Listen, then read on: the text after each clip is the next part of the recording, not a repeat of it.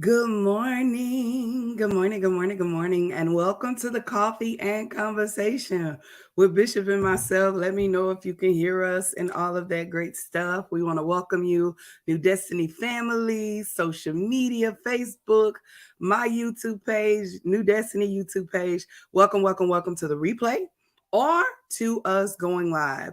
So, as we prepare to go live, I am going to first show a commercial, but then we're going to pray and get started. But I would rather pray with Bishop on me. So I'm going to give you time, guys, time to join. Make sure you like, share, all of that. Let's get ready to rock out with coffee and conversation. Let's talk about it. Here we go. We're learning life, embracing love, managing marriage, maneuvering in ministry, and managing money.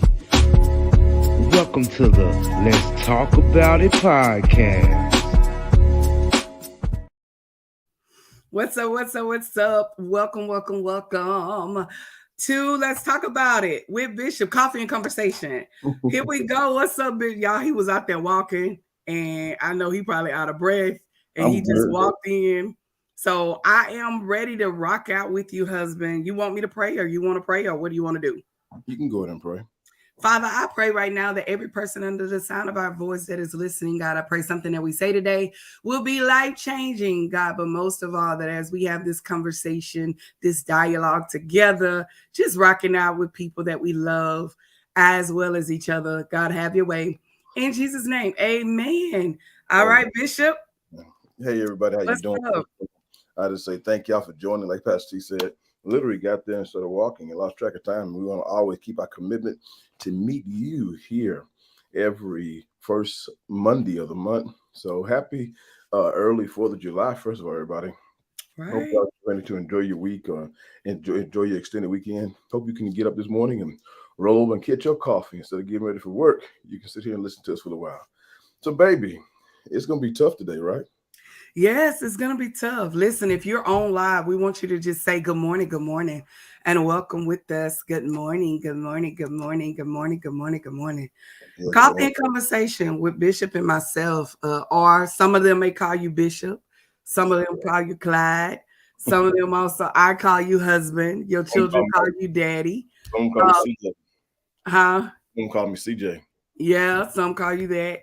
But we get on here in all of those, sitting in all of those seats, right? As Tanya, Pastor T, Mama, Honey, all that, sitting in that seat and just kind of discussing that.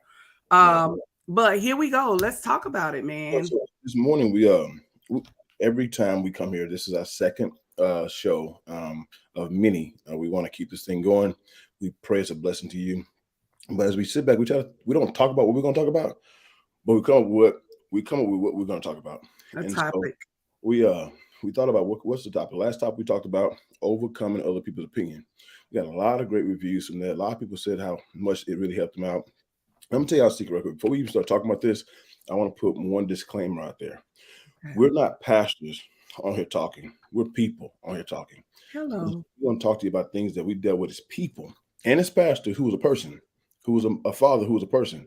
Right. So listen, when you're hearing us, I want you to hear us from your lenses, from your life, because we want to see how it work for you. So we talked about overcoming people's opinion. Today we're going to talk about overcoming adversity. Overcoming adversity. I prayed about it. I prayed about it, prayed about it, prayed about it. And that's what came to my heart, man. We have to talk about adversity. If you have ever faced, and let me define it first. So before I say it, adversity. The word adversity, by definition, means difficulties and misfortunes. Difficulties and misfortunes. And those misfortunes to me is basically, man, I had opportunity and I lost it. I Right. had some good things and I lost it. And basically you had got used to being in a certain condition, a certain position, and now I'm not there no more. Mm. And if you've ever been through some type of misfortune and it really kind of knocked you way back, I want y'all to put the number one on there right quick. If you're listening to us, put the number one. I face adversity. I've lost adversity. I'm in the middle of adversity. I just want to make sure we're in the right building. I know some of y'all listen to this on podcast later, and I want you just to imagine it. Say, yeah, that's me. I'm that one person, because more than just a number on the screen, we're trying to make sure we have the people in the ears. So go ahead and just embrace. I'm a number one. I'm a number one. I'm a person to overcome adversity. I'm a person facing adversity in the middle of adversity. So we're going to talk about today. We want to deal with topics. There we go. I see the ones coming in. We want to deal with those things, man. How do you overcome adversity? So the first thing, baby, to overcome adversity, the first point of the day, you got to admit that you faced it. You got to admit that you're in it. Come on. A lot of us have become. I was the type of person. I was numb. I was like, nope, nope, nope. I'm good. Everything's great. What about you, baby? Do you have a hard time embracing your adversity? I have a hard time now because, and we'll talk about that. A statement that our Bishop L.J. Wooder made, that has been impressed in my heart, and I'll say that statement later. But yeah, it is one of those situations that is very hard to embrace after you have learned how to overcome it. But it's always good to go back so that you can be grateful and be thankful that you did overcome it, that you did have an opportunity to overcome it. That wasn't me. That wasn't my story. And I want to say this for those people out there who become like you create your own anesthetics. You create your own anesthesia. I could be in the house, air conditioned off, lights off, and I'm having this fake faith, like it's gonna be okay, everything gonna be great.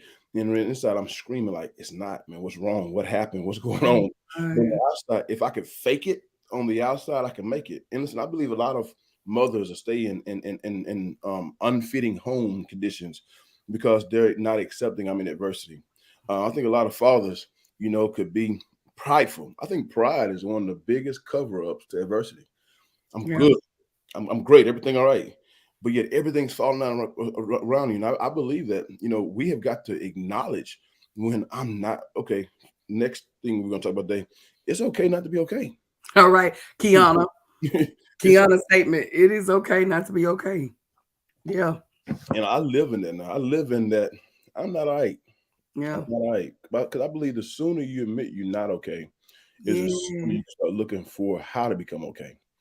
And I think the sooner that you admit that you're not okay, whatever situation that you're in, that you're not okay, is the sooner that you can start the process of healing. And this is the thing, and I'm gonna go ahead and say it because Bishop Woodard said something the other day, and he said, when you learn to divorce your past, when you learn to When you what refuse, was it? when you refuse to divorce your past, Is that what it is? if you refuse to divorce your past, you can never become married to your future. Yes, when you refuse, thank you, Bishop. I couldn't even say it right. When you refuse to divorce your past, you will not be able to marry your future. And I think that is so important. But as I shared with somebody yesterday, man, you got to be willing to deal with the root of your past, the root of your adversity. And I know for me, everybody that's watching us right now, you've all experienced adversity moments. We've all had those moments, those trying moments, those tight moments, as Bishop talked about yesterday. We've all had those moments. And it's just understanding that in that moment, what do you do with that? And so I want to talk about it, Bishop. I want to talk about it because there's some things, adversities that we've had as individuals, as pastors, as parents, as you know what I'm saying, as leaders, as whatever. We've had adversity, and I know that was one of the reasons that we came up with this topic was to kind of deal with that. We're even in adversity now that we will not talk about on here because we want to be able to see the testimony fully play out, right?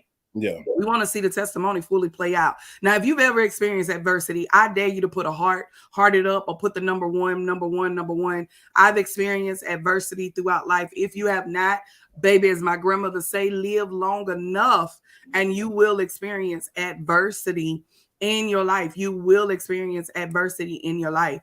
I'm gonna have to start getting another number, huh? There we go. Put the heart. I love it because I want to do something different. But you have experienced adversity. Bishop, talk to me. What is one of your adversities that you have experienced? What is an adversity that you want to talk about today? I know we have plenty, but what is one you want to talk about today? I faced a lot of adversities, and even as I was walking this morning, well, I just went through my head, even though I forgot I had to be up here real quick. I went through my head, different adversities I faced, and I don't know if it's just one particular that I can just say, oh, this is the greatest adversity. I faced one recently, and we deal with misfortunes, and I deal with them my whole life. Yeah. I ignored them. I mean, one adversity is, we lost our home. We literally lost our home. We lost a car. People lied on me. I never forget somebody told me that that people, now listen, misfortunes, listen, it doesn't matter when people say something about you and it don't cost you nothing, but it matters when somebody says something about you and you lost stuff. I literally lost things. I lost people. People lost trust in me. Remember, adversity is misfortune. It literally cost me something.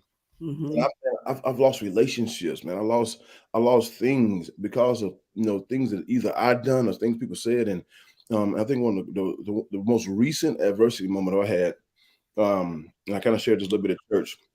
I was in a contract with a company, and one guy came onto that contract. When he came in, he didn't like me. He did not like me. And remember this here: not everybody will like you in your misfortune journey.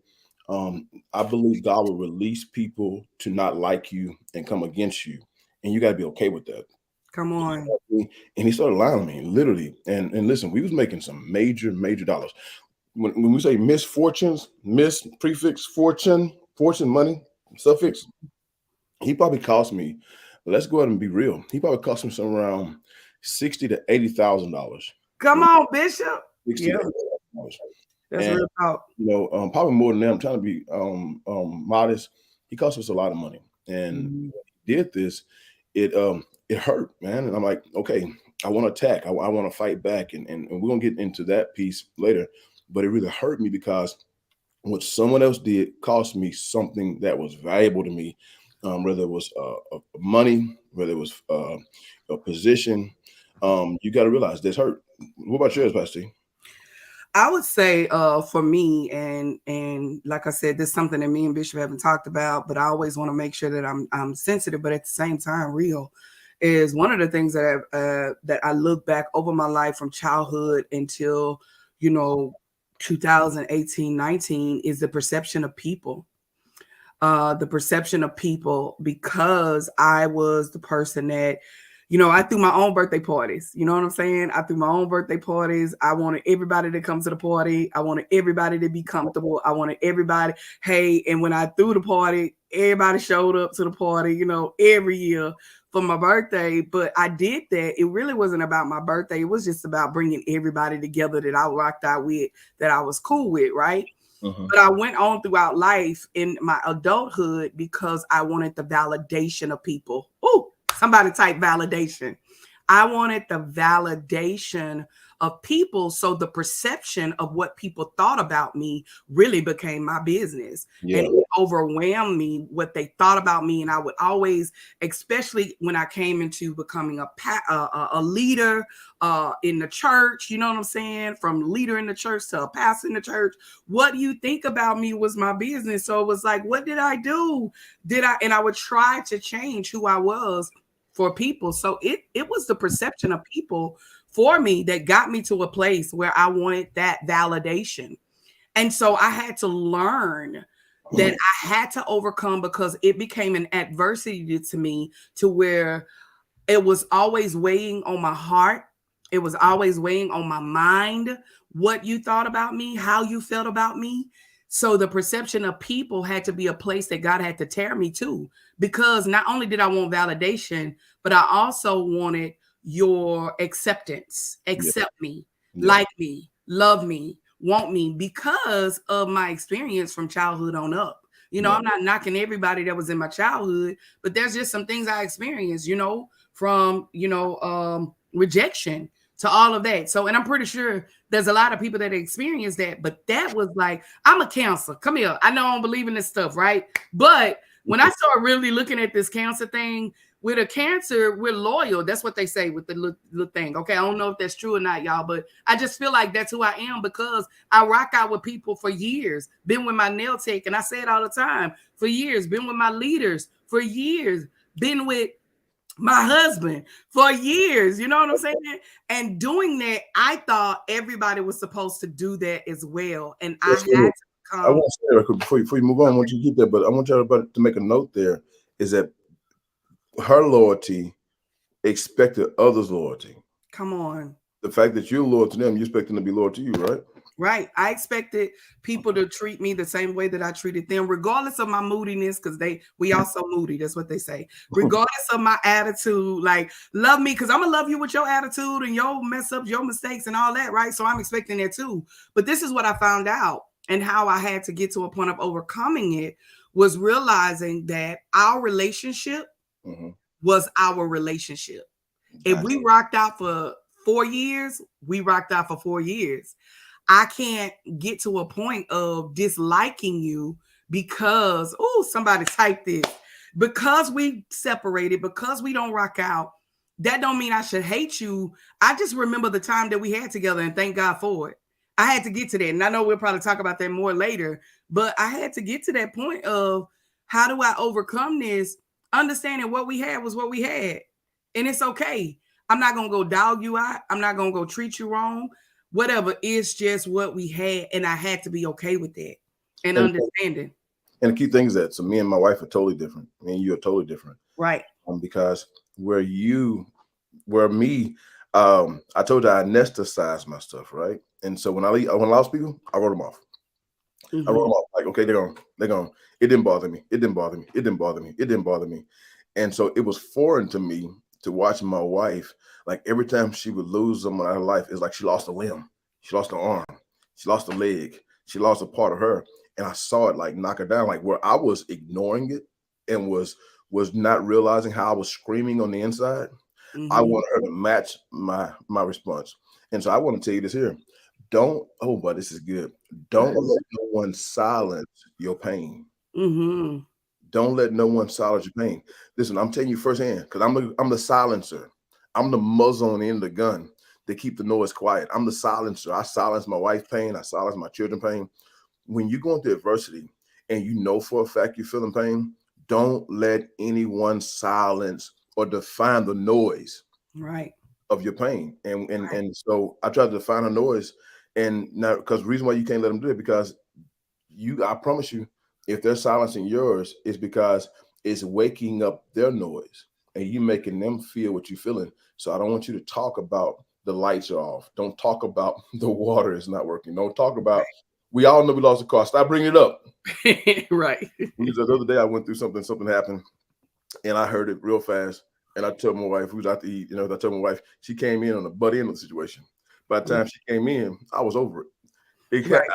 I processed. And I'm up here trying to process it. I'm like, what happened? What went down? And I'm trying to process it because we handle stuff different. Let me pause and say this. Your adversity is your adversity, and how you handle it is going to be contingent to your growth. Come here.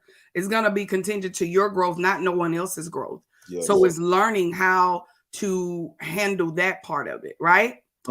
Bishop, we have some amazing people on, man. Thank y'all for rocking out. I want to just pause and say that. Listen, they off today.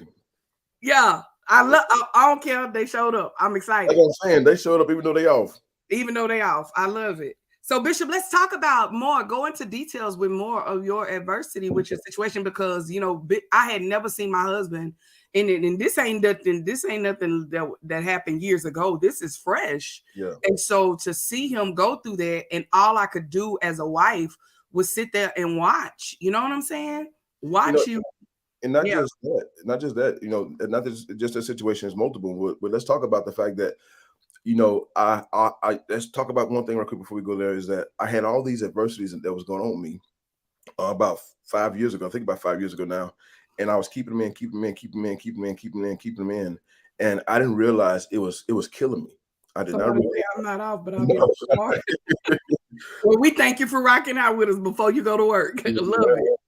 But and I want to let you know, I want everybody to know this. I wasn't saying that y'all off. That's why y'all. I'm saying, man, I'm glad that they waking up early, even though they off. But I was going through that adversity, and I was silencing it, and I didn't realize it was killing me on the inside. And I started having panic attacks. Real bad, and I'll never forget. I would literally, it was like my heart was about to pound out my chest. I thought I was having heart attacks.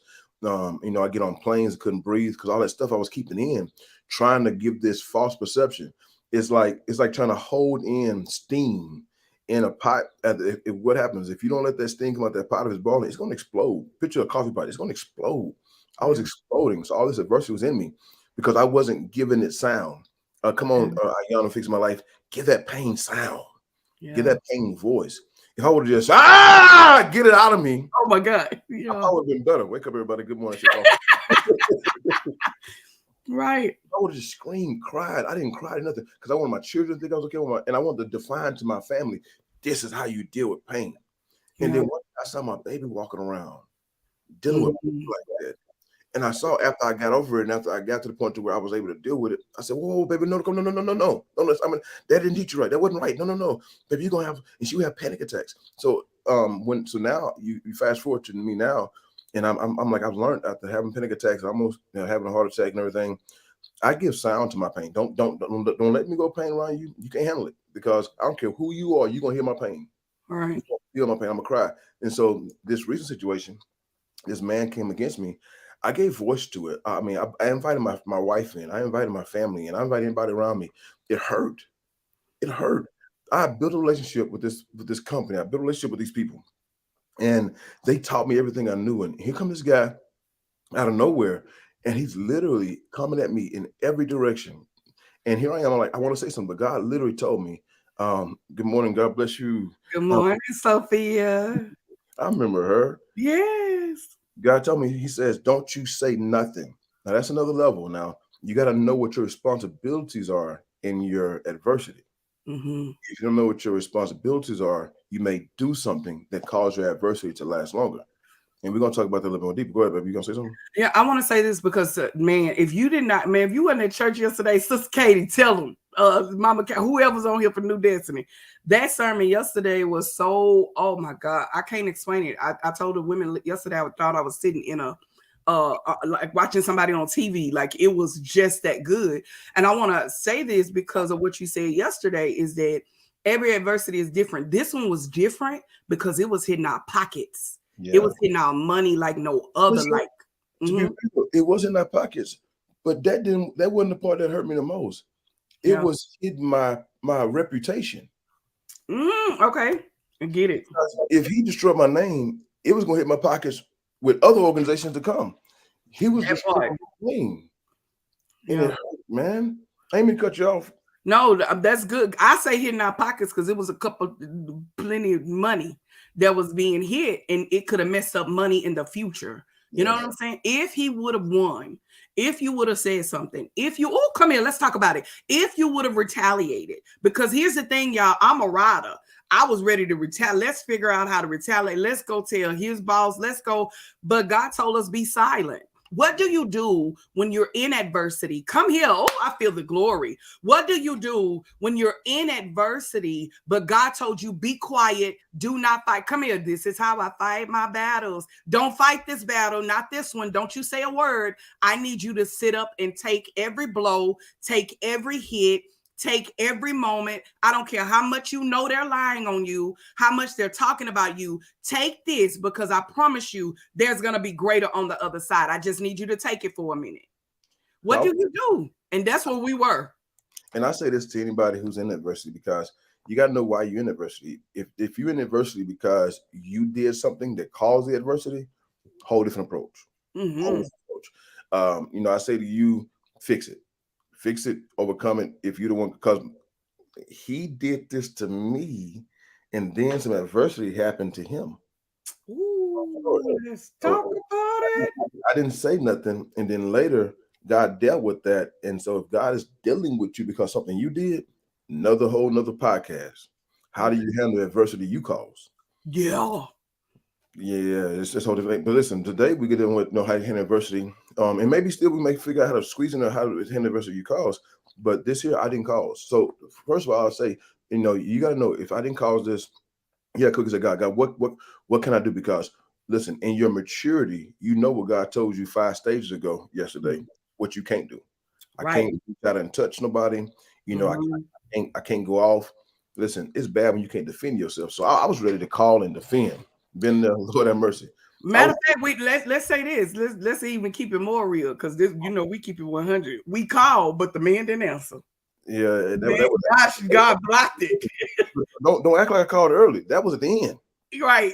This is the end. So this is what happened. So we were going through it, and he started coming against me, and he started, just doing extra stuff. So his this one lady trained me. This one lady trained me, and I love her to death. I love him too. But listen, I'm sorry if you're part of my testimony. I love you. You love me. But it wasn't my fault. You're part of my testimony. You Come was on. part of my testimony. So can I tell y'all, don't get in your feelings when somebody tell their testimony and you was part of it. Oh, can you part? I'm going to talk to our viewers. Go ahead and put in thank you. Thank you for every person that caused you pain, that caused you whatever it was. Thank you. Just put thank you, because thank you for being a part of my testimony, because this guy grew us up for the next contract that we're going to get. Yeah. He grew us up and he made us better. Thank you. We appreciate it. Yeah. Somebody say that's why you can't do people wrong and think it's not going to come back on you. Come on here. They was talking about what you said earlier. It's a delay. I I know. love it. So I love him. I do. I love him. I do. And I can't define his adversity. I will say that I don't know if it was adversity. Maybe it's just when he chose. I just know me. I can't even say what he went through. I just say me. But I want to let you know, because he may be watching, and if he's watching, God bless you. I love you. But you are part of my testimony. You trained me, and I'm better today than I was yesterday. I am. So we went through, and he was coming at me, and he would, and one person trained me to do things, and everything she had trained me to do. And listen, I've been through this before because I was at work, and this happened to me before. Listen, when you recognize the rhythm of adversity, don't just what you're going through. Figure out how did I get out of last time, and I'm gonna make sure I get out of this time. Or if I messed up last time, I'll make sure I'm not gonna mess up this time. I remember this where one boss told me one thing, and now another boss coming through and coming at me totally different. I've seen that before. Yeah. And so I've been told one thing, and I was doing it exactly that way. And everything I was told, he was coming at me. It's like it was a vendetta, and he was coming at me so hard. And everything I did, and God said, "Don't say nothing." I was gonna call. I was gonna explain myself. God said, "No. My proof that I'm trying to prove is that you can take whatever and keep moving. Right. Come Don't on, make it wrong. Think about what God's trying to prove about you. Think what God's trying to show about you."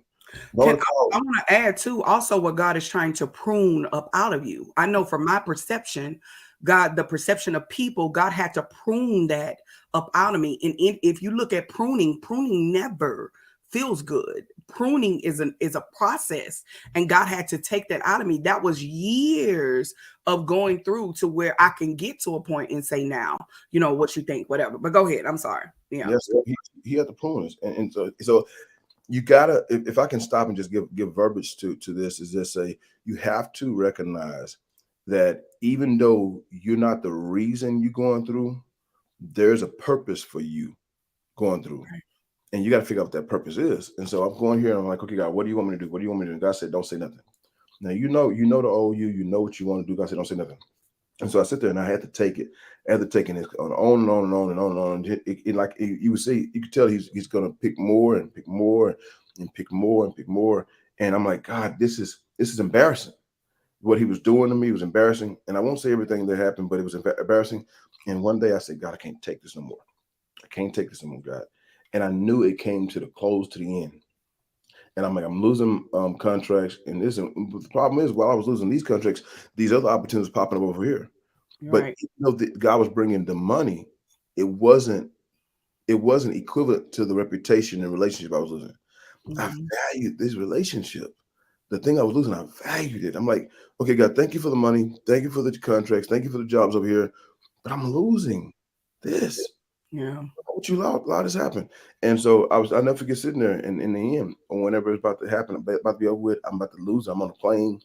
And right when I'm playing, I get a message from him saying, just let you know, I'm no longer with this company anymore. Have a great day. A load back. That was, to me, I passed the test. I outlived the drama. I never talked to the people. I never came against him.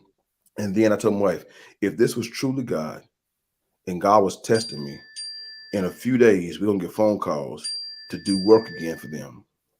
2 days later, we get emails saying, come on, Bishop. Listen, can you finish this job? Can you do this job? Can you do this job? I'm like, yes. What have been prideful? No, y'all came against me, or y'all hurt me. Oh, that part. Listen, my pride ain't that bad. Yes, ma'am. Here I See, come. let me say this. You gotta know that you know when God is working things out in your favor, but it's your silence and it's the pruning, it's the the painful situations that are happening that you have to be willing to go through. And so because of that, you just gotta watch God work, and God will work it in your favor. And here's the thing: I tell anybody this: when God works it in your favor, you can't sit back and you can't laugh about it. You can't, oh, God did. No, no, no, no. Lord, I thank you. And I pray grace over the person that is coming against the plans that you have for me. Yeah. Pray grace, and that's it. I'm sorry. Go ahead, Bishop. My bad. Just know in your advanced adversity. Once again, if you cause adversity and you know for a fact you're coming at somebody, you did something God told you not to do. I've been there too. I did some things God didn't tell me to do. God told me not to do, and the lights start flickering, the air conditioning come off, things are going on in the house.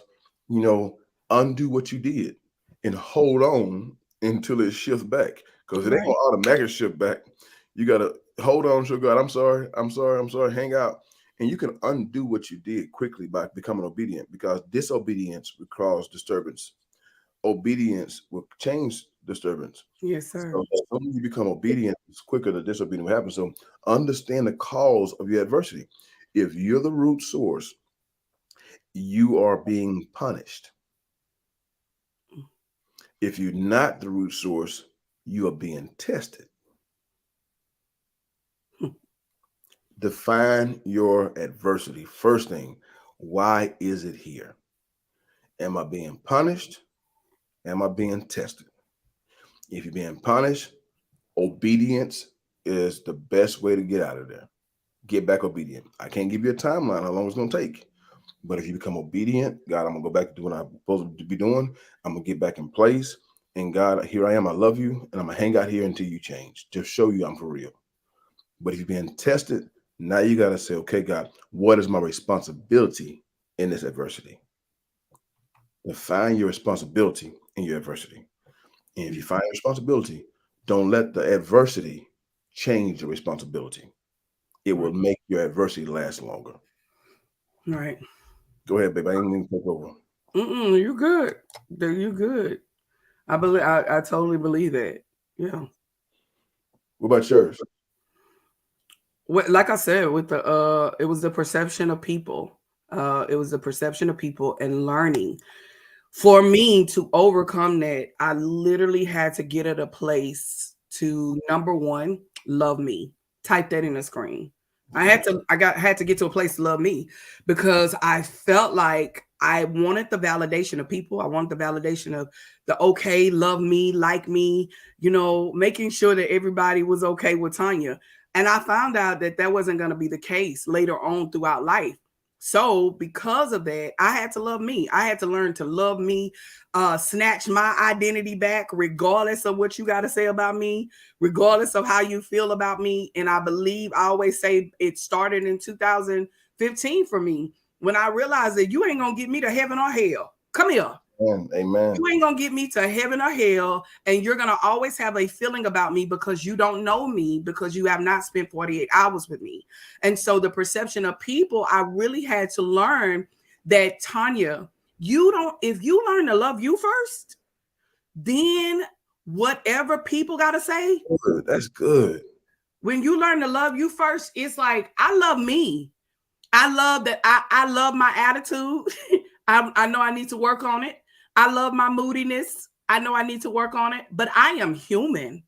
I am not some robot that can do we are not some robot that can do exactly what people want us to do when they want us to do it. That's not how God created us. And because you don't like this about me, I got to love me first. You have to.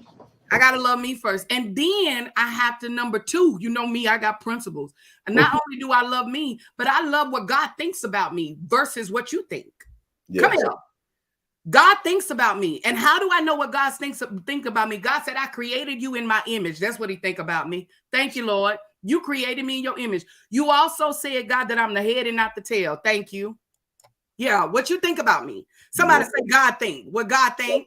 God think. What God think? God chose me. God, you said in your word, you chose me. I didn't choose you. Thank you, Lord. Come on here, John. Thank you, Lord. So whatever God thinks about me is really my concern. So, and what that does when God think about me, conviction. Come here. It rests on me. It sits on me. It weighs on me. It makes me more. Conviction just takes me to a place of, Lord, I gotta do better. Lord, I gotta get this right. Lord, I gotta. You know what I'm saying? I gotta learn as an individual. Come on here, Lady Robin. Especially when you become a pastor's wife. Baby, when I became a pastor, I was like, I want everybody to like me. What did I do?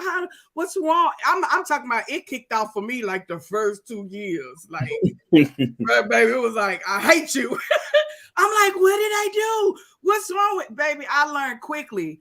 It does not matter what I do, how I do it.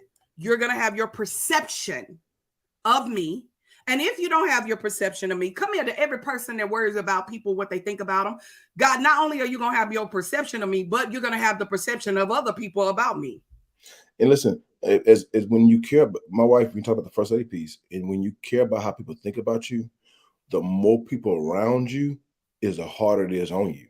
Yes. Now you want everybody to love you. You want everybody to like. But here's the thing, though. God puts you in that position as a pastor, whoever. God puts you in that position because he wants to prune that very thing from you.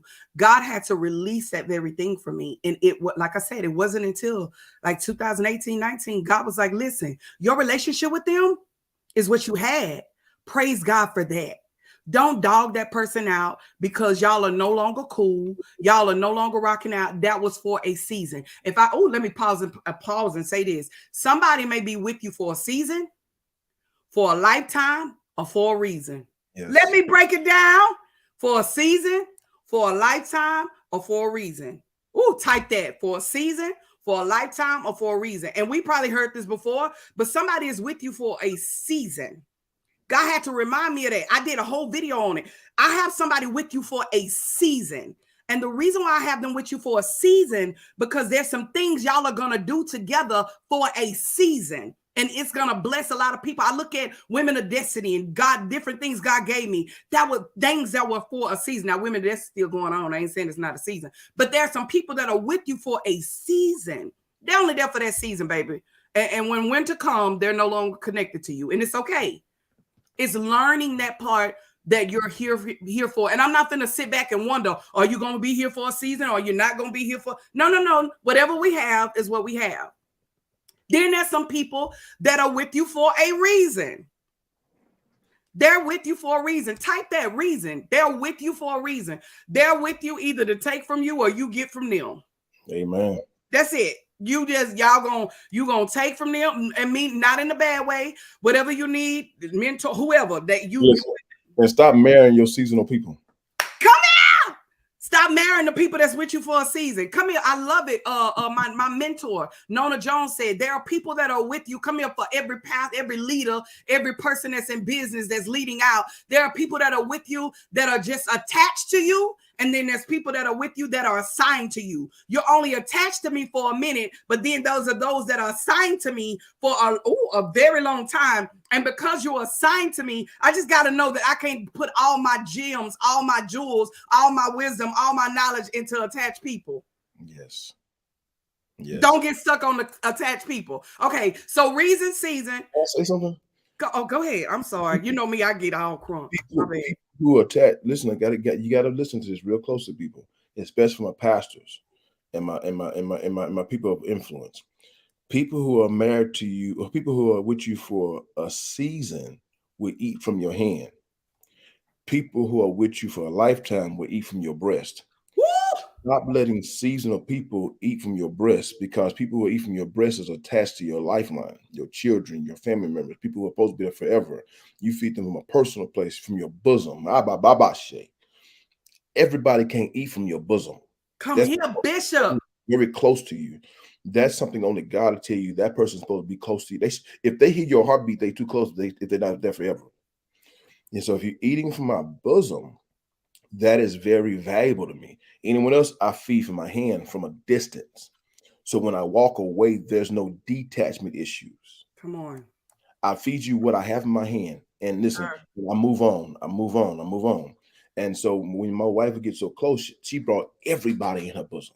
Yeah, I wanted to, Lord. And I found out that it burned you. But at the end of the day, it ain't nobody's fault but yours. Take responsibility. It's your fault. It's your fault when you allow people to get that close to you. So you got to know reason.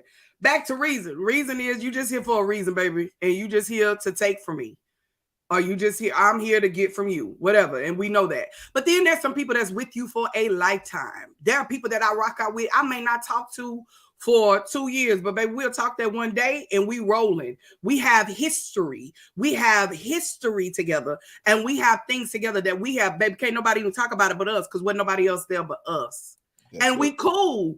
And here's the thing. We may get into it. I can't wait till you hear my podcast. I'm doing one with friendship. We get into it. But here's the thing. We still gonna rock out. I'm gonna still love you for you.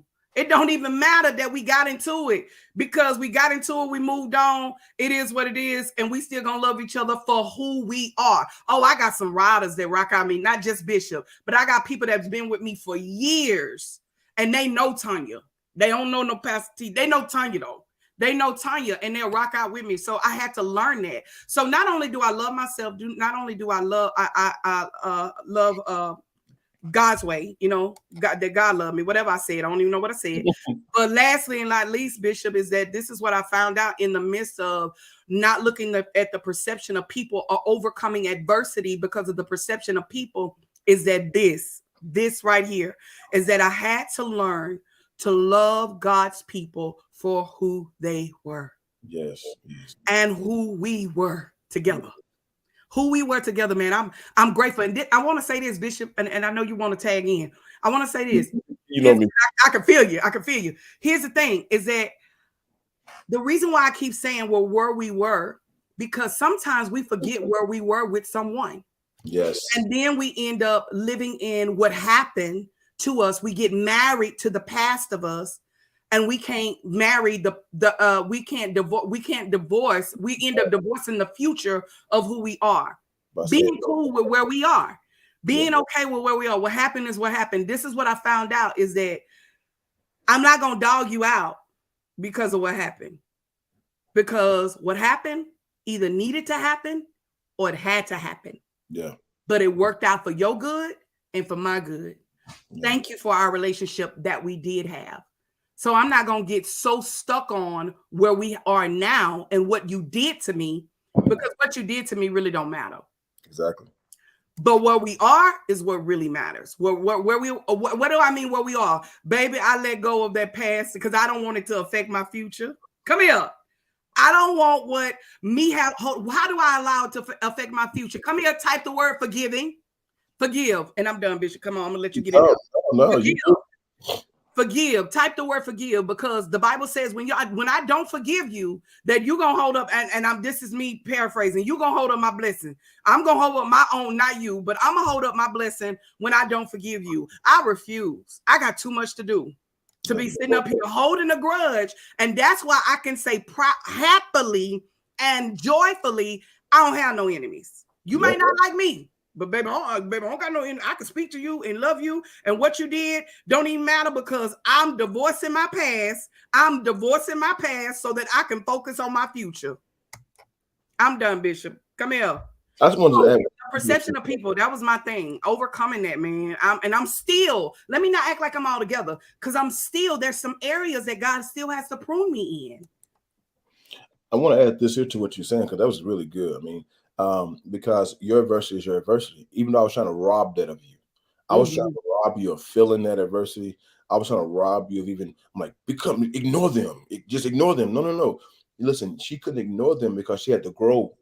She had to grow because of them. Yeah. Until they didn't bother her. Your adversity has its own process. So don't make me process my adversity like your adversity.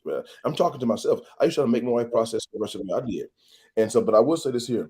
Is while you talking about the relationships, baby. What was the relationships? What? Season, reason, and lifetime. Stop letting people define their relationship with you. What you mean? Come on, talk to me. Stop letting people come in and say, "Girl, we're gonna be together forever." No. You immediately start trying to treat them like that, and then you let them hurt you. You let them snake in and bite you. When you should have said, no, no, we're gonna pray about that. You gotta put verbiage to it. Yeah. You my spiritual mother. Baby, watch out. Don't call me spiritual mother just yet. You Not know, yet. be Let, like that. let me rebuke you first. Let's see how that goes. And it's Yeah. okay. Like, no, no, no, no, no. I love you, but just let's see how that evolve right now. Are you or I'm your daughter, sweetheart. Just watch. Just it's okay because if you start letting people give name to your relationship, and then you take claim, you allow them to snake in, and when they bite you, it's your fault. Let me, I want to say this because this also happens in business because people will get with you and be like, I'm gonna be with you forever. I'm gonna work for your company forever. I'm gonna be in your church forever. I'm gonna be your friend forever. No, no, no, no, baby. Let's just let them say that again. Emotionally attached to their words, not to your thoughts. Not to your thoughts.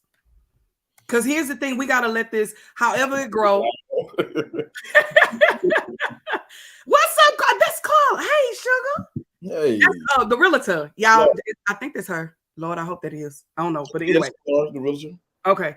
Yeah, but you're right, Bishop. Like, yeah, I look at it like this. When it comes to overcoming, I know a lot of women that's out there really feel me right now. A lot of us get caught up in what people think.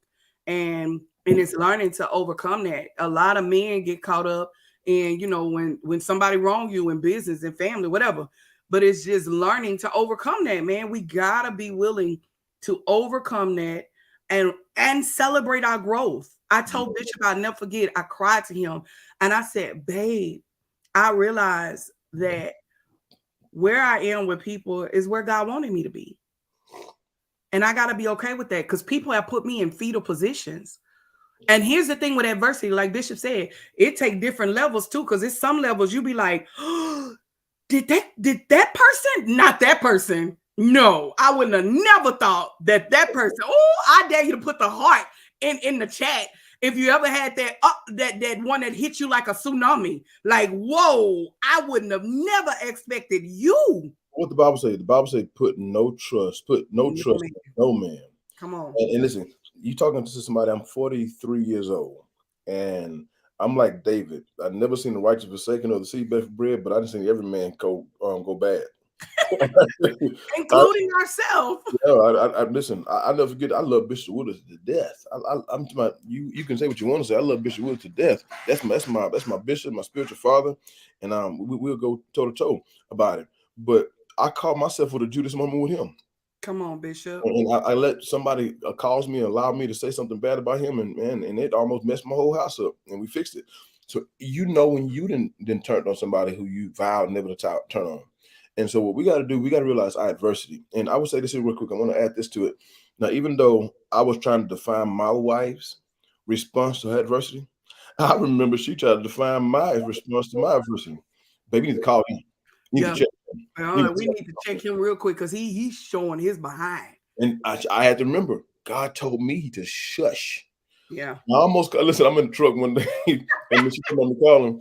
I said, "You're right. Let me call him." And the whole time I said, "God, if you don't want to answer, please let him answer. Please let him answer." And then when he didn't answer, I hung up. I said, "If he called back, I ain't answer." Right. But we gotta. So what we talking about here, y'all, is that me and my wife have displayed two adversities. Her adversity wasn't my adversity. My adversity wasn't her adversity. But what we did, we recognized what is caused. Why am I hurt? Why am I in pain? Yeah. Why am I suffering? She had to figure out I'm in suffering, I'm in pain because I let people, I keep ending up here over and over again. Over and over. Yeah. I'm expecting more from people than what people signed up for.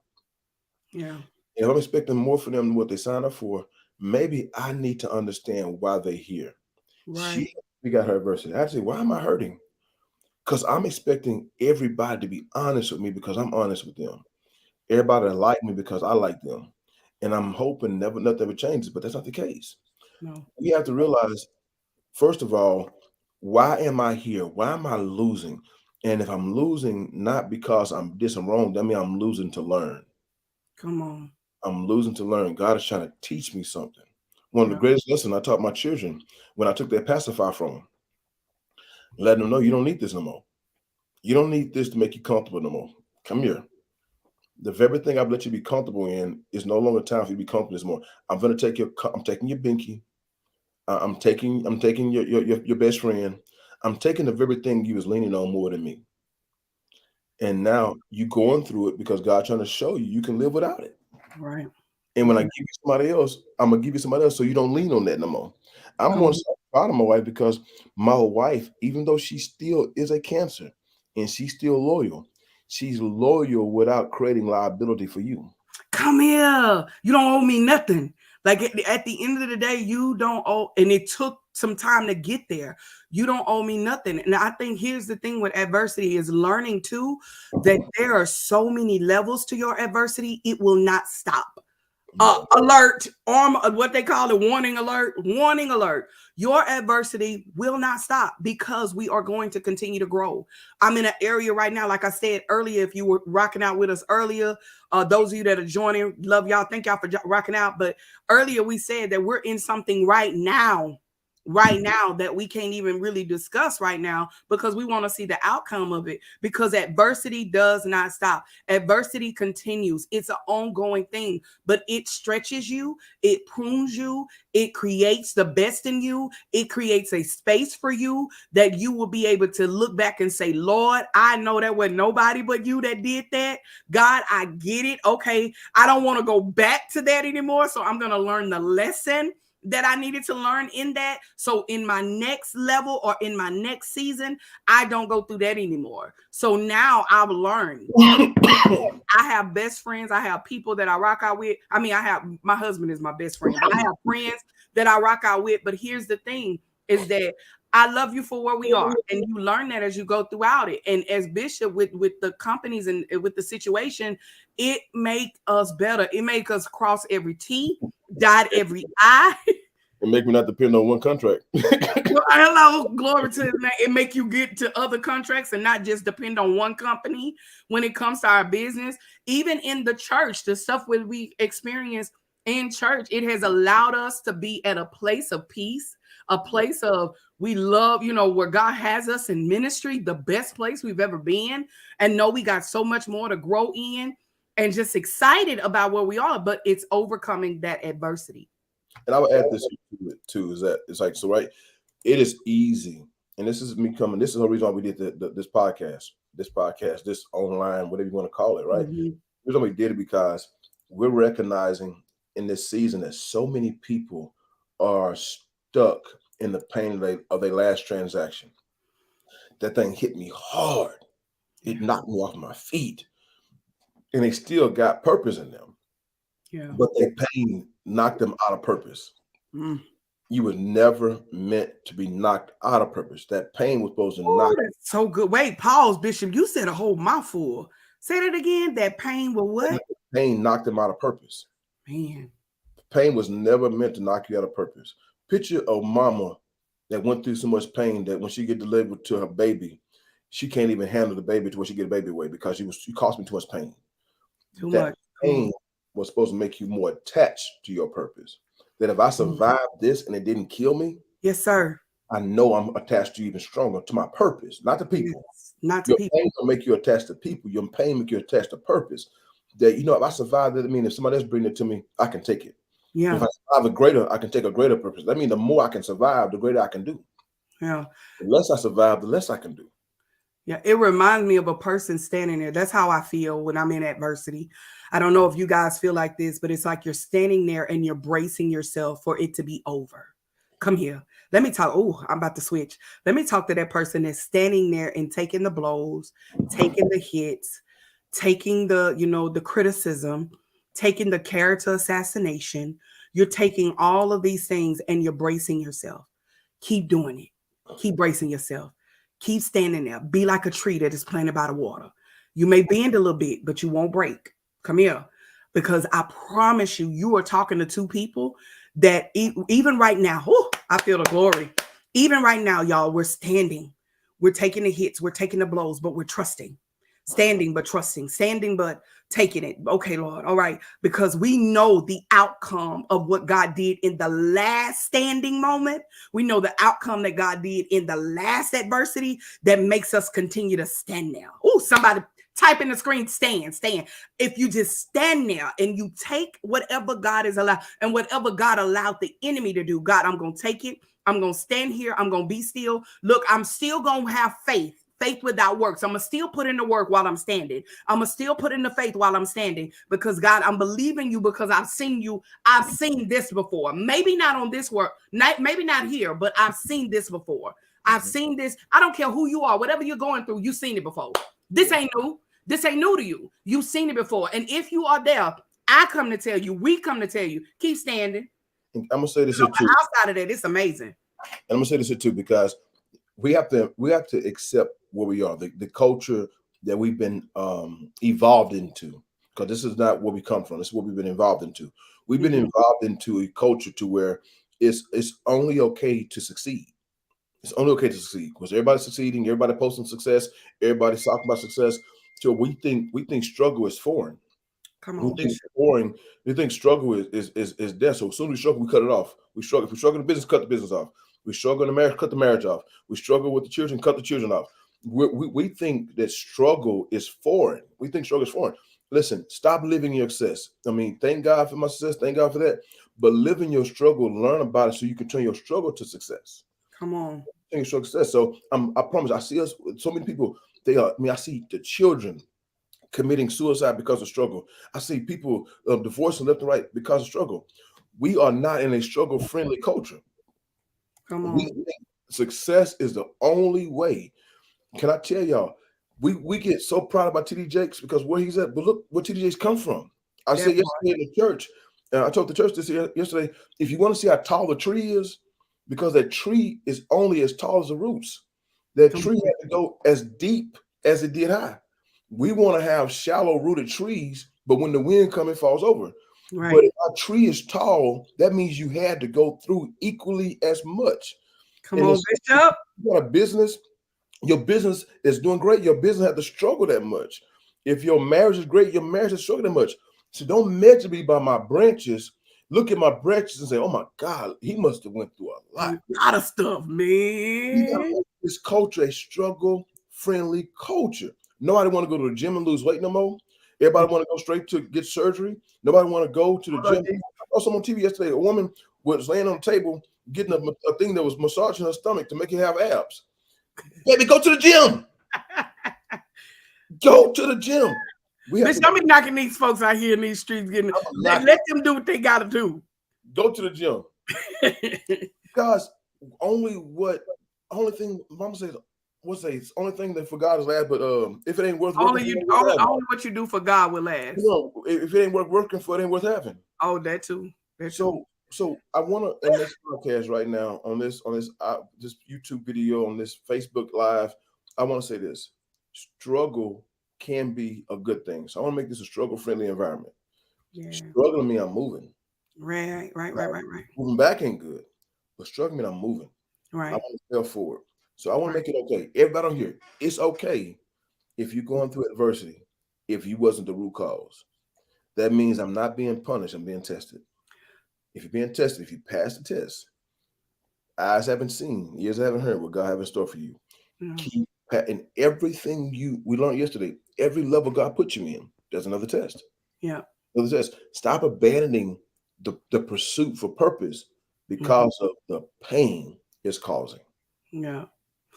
I would say this because we're getting ready to close out, Bishop. We go an hour, so I want to make sure we close out with this, is that learning that where you are is where God wants you to be. And if you cause your situation, because we make mistakes, we mess up. I never forget, Bishop say we lost our house. I say we didn't pay the bill. Okay. We knew exactly. Wait. No, I'm talking about the first house. No. I'm talking about the first house. The first house we got behind. We didn't pay the bill. What you finna say? You got behind because God let some attacks take my money. Well, we couldn't pay the bill, period. But here's the thing. Why? This is the downfall that we had because we didn't budget properly. We didn't make sure that we told our money where to go. And because of that, it caused us a situation of losing. Forget that. Them folks coming to pick up that car. We learned, We learned. We learned. Now, baby, if you listen, sidebar real quick, I'm gonna get this disclaimer. If you want to go through a financial class, I promise you, we will teach you how to build your legacy through our program. Join the Lions Den, be a part of that. But here's the thing is that we learn, how to pay us first and all of that. So we learned though in that moment, but we needed that moment. We needed that mistake that we kept messing up on. We thought we gonna really budget right. And we wouldn't. We were budgeting the way we wanted to at the time we wanted to, when we wanted to. And then we would stop budgeting when we got our money right. The Lord said, I'm going to need you to store up. Come here for winter, during the winter, wise winter time, store up for the summer. Because you never know when it's coming. You never know when you're going to need all those funds in bank accounts. Make sure you have your money where you need to have it. So you got to be willing to take responsibility that whatever I messed up when, I get it. Come on, we fall down, but we get up. God, I got another chance. I got another opportunity. Let me move in this opportunity. So if you're that person that says, man, I've been making mistakes, keep making mistakes, keep making mistakes, learn from those mistakes, do one thing at a time. That's where we're at right now. We're learning from some mistakes. We got our chart and my chart yesterday. Me and Bishop sat there just so like, oh my God. For my chart, for those that don't know, our test results came back. Like he out there. Move to the next time.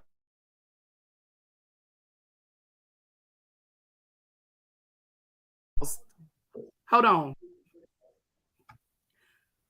Uh-oh. I don't know what happened. Say it one more time. I don't know. Everything kind of went froze. I said, move to the next topic. I don't want to talk about health. Let's talk about. Okay, Bishop don't even want to talk about health. So anyway, but leaving. She's talking about the financial class. That's I want to do another one. Financial literacy course. Somebody said financial class. That's awesome. Don't make us have to do one. We overtime too, by the way.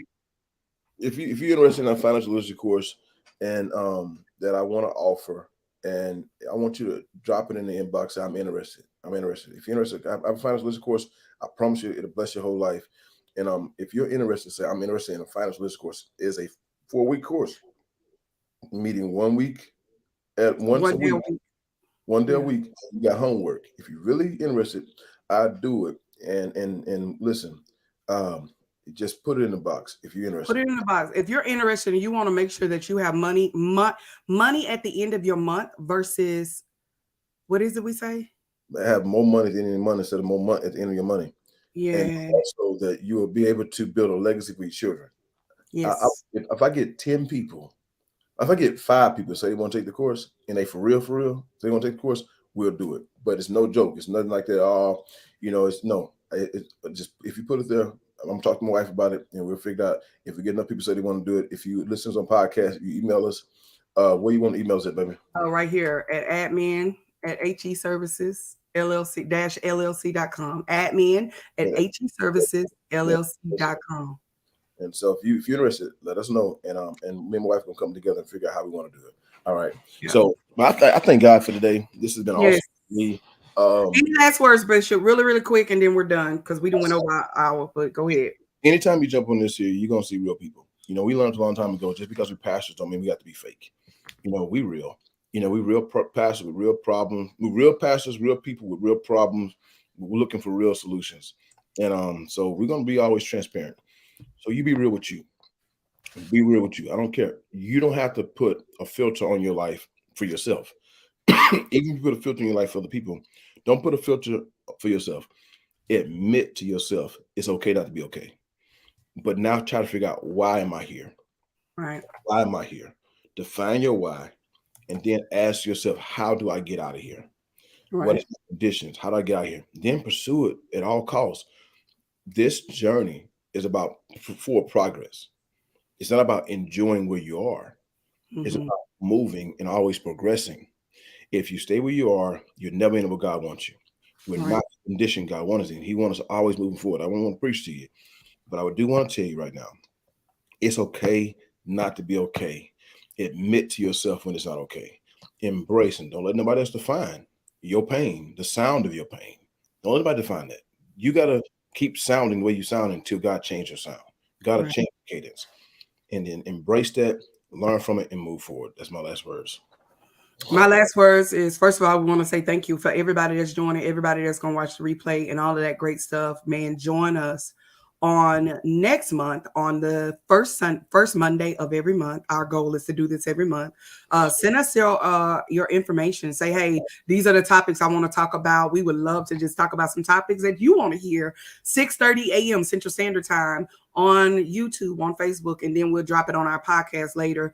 But definitely send us the statements that you want to talk about. What do you want to discuss? Send them now. So we'll get them for later because you forget later. Send them now. Send your topics now. Hey, I want to talk about this topic. We talk about life, love, marriage, ministry, and money, the areas that we've grown in. So we want to be able to talk about that. If you don't remember anything else, always remember this, my closing statement of everything. If you don't remember anything else, join us next month. You'll see the flyer. But remember this, that you are a product of God's grace and mercy. When you see yourself through God's eyes and not people, if you remember that, man, you will remember that I'm a product of God's grace. God is gracing me to continue to grow in Him versus whatever everybody else got to say. Until next time, man, stay blessed in all that you do. Thank y'all for rocking out. Stay blessed. See you next time. Be blessed.